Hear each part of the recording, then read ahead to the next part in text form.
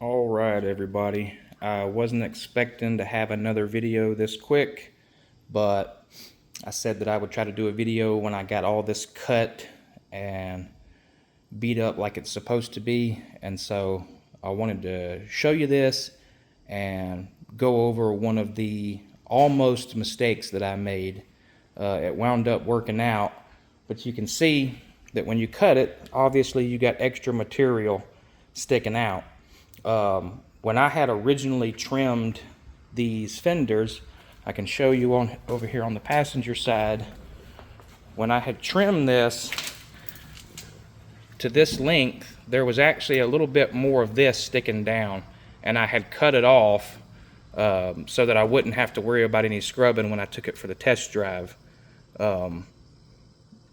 I recommend that you don't do that. That if you're going to do anything, go ahead and cut it and beat it up, because what happened over here, and it's going to be the same thing that's going to happen on this side, but what happened over here is you can see that at the top we got plenty sticking out, but then as it goes down you don't have any.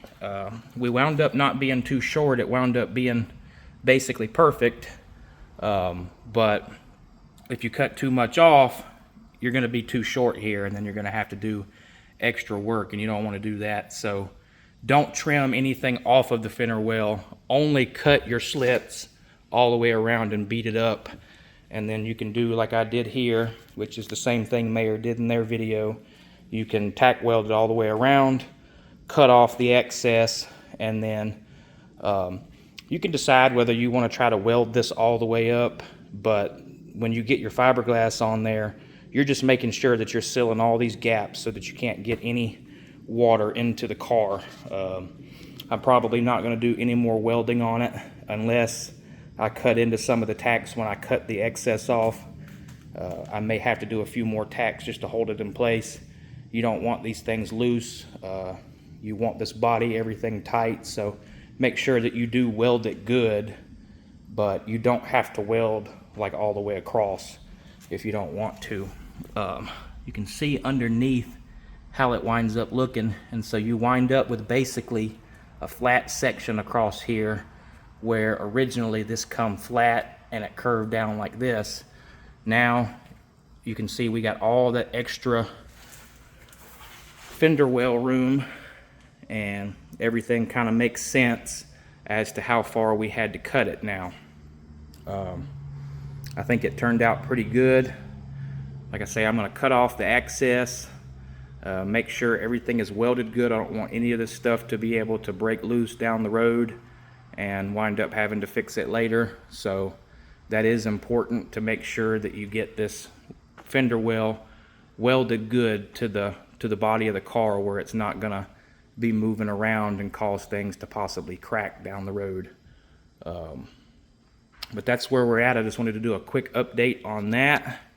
So this is going to be the shorter video in this series, but we'll call this part 3 just so things don't get confusing. But you will do the exact same thing that I'm doing here on the passenger side. So I'm not gonna do double videos. I'm not gonna double up each side of the car. I'm only gonna show the driver's side installation and tell you the steps that I did. Also, keep in mind when you're welding this, you still got that wire that's kind of touching there, so you want to get that wire pushed back as far as you can so that you don't melt it. If you wind up not having tail lights working after you've done this, you probably kinked that wire or melted it. You can access it through the trunk somewhat, and you can access it if you have to remove this inner panel, if you do, but it's not going to be fun to get to and fix, so just try to be conscious of that when you're doing it. I would recommend, when you have all this cut up and tore up, maybe put a piece of tape. I didn't. I just pushed it back, so hopefully it didn't move back forward and melt. I don't think it did, but maybe put a piece of tape on it and just keep it away from that edge. That's just a tip from me doing it now that I can give you. But that's it for this video. Again, if you have any questions, hit me up in the comments. I'll try to get those answered for you, but this is where we're at so far. We're actually making really good progress. I may get a lot more done than I was hoping to this weekend. Really, I just wanted to get the 4 flares on the car. That was my only goal, was to have them on and have the panel bond on.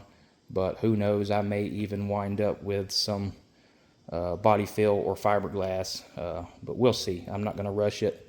But anyway, that's it for this video. Don't forget to subscribe. Check out the other videos if you're wondering how to do this installation. These are just help videos for you guys who may be doing this. And there will be more videos to come on this very shortly.